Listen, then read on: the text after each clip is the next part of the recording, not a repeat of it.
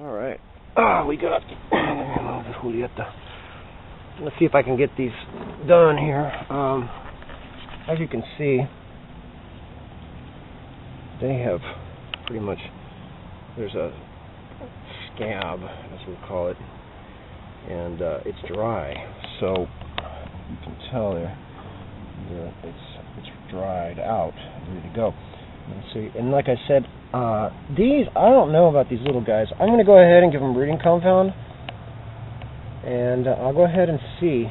So I've got 3 pots here, 3 little pots I'm going to use. One of my hibiscuses just died. It's been kind of an early cold we've had here in central Texas. So let's go ahead and get this going here. Now, what are you doing? You're just hanging out too, chilling? Alright, very cool. What are you doing, Lucy? The cat. Alright, anyways, so back to business. So we have here our 4 cuttings. So let me go ahead. Well, what I do is, of course, I said I use this rooting solution, this rooting hormone, just a powder. And the first thing I do is, I got my pot pretty much ready. And what I'm going to do is, of course, prepare a little bit of an indention to stick them in. Now, you might want to use gloves if you do this type of thing with the cactuses. I'm not too afraid of it. The thorns on these are really, compared to other cactuses, nothing at all, serious. So they're nothing to worry about. So I don't really think about that too much. So that's me. You might want to, though. But anyway, so I'm going to go ahead and begin with this one. What I'm going to do first here is I'm going to fill this up with some of the solution. Should be more than enough here, and that should work. And then so I'm going to take this guy here. We'll start with him because he looks like he'll probably do pretty well. He's a nice looking specimen, or she, whatever you prefer. So what I do first is, of course, now, of course, if I was going to be super fancy, what I'd probably do is I'd do each one of these in an individual container or something fancy like that, because it gets difficult to do it, especially with one hand. Using the camera. But so anyway, so I've got this hormone solution here, this rooting hormone here. Excuse me. And there we go. That's more than enough. So now I'm simply going to just drop him in to about no more than about maybe, let's see here, that's about an inch. And then I'm going to put him in. Now I'm going to have to put the camera down so I can do this. So you can look at that. Cat. Whatever's back there. And what we have. And now I've got it pretty much set up. You got enough nice soil here. Cactus, you can use pretty much really almost any kind of soil as long as it drains effectively. That's one thing you got to watch out for. Make sure they drain. I don't know if that was a problem before with some of my other ones. One rotted, which was very rare. Out of all the cuttings that I've had from this by accident or whatever, most of them by accident because the plant's gotten too big, or it's tipped over, or it's been knocked over, that kind of thing.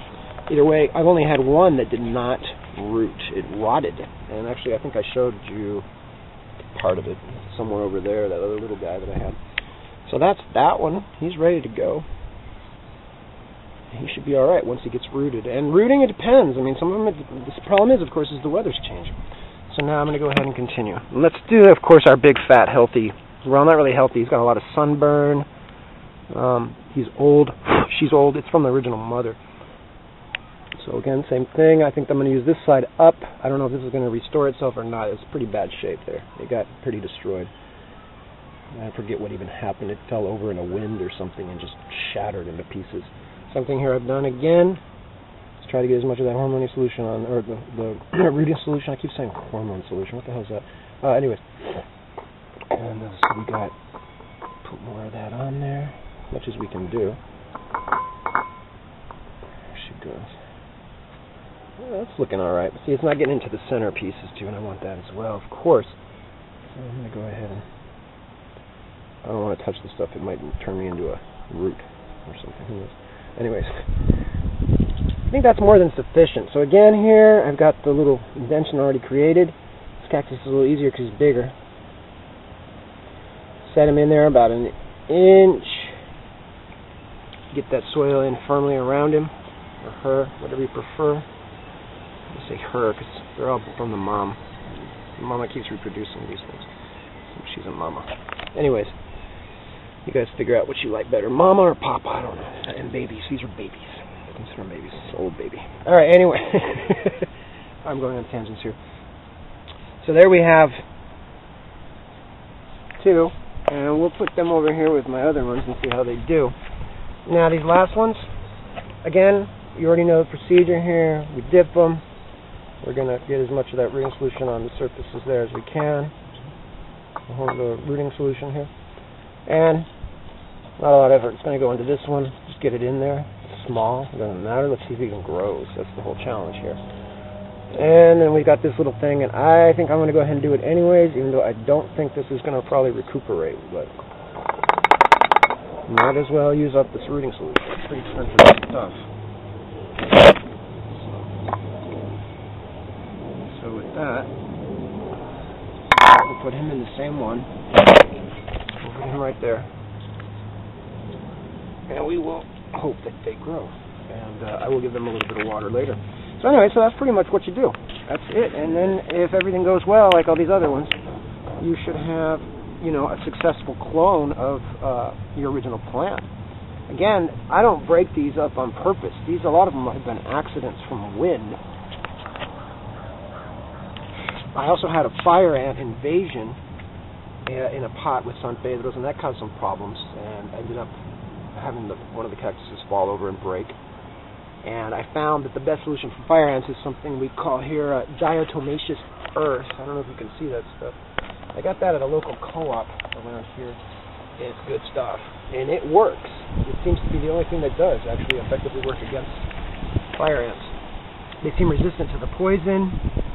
I'm not, I don't own this brand or anything. It's just some brand that I picked. I don't even know. They had other stuff that was in a bigger bulk quantity, but they don't have that anymore. Instead, they had this. So, anyway, a little bit of that stuff goes a long way with fire ants, but that's what happened with some of these San Pedros as well. So, let's hope that they do well. Thanks. This is Alvarado signing off.